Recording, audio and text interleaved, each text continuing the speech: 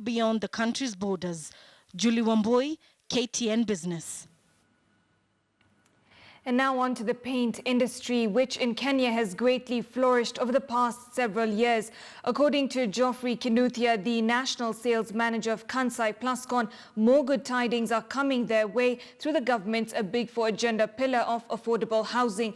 Geoffrey says with the good fortunes, they can now afford to give back to the community. And on this day, they visited missionaries of the poor, Our Lady of Visitation monastery. Take a look.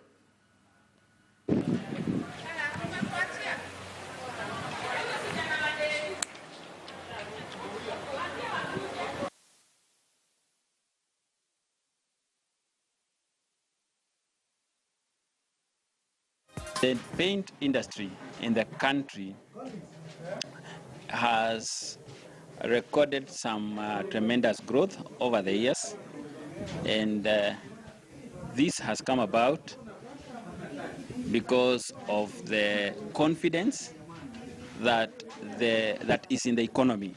Of course, we all know about the handshake that took place early last year.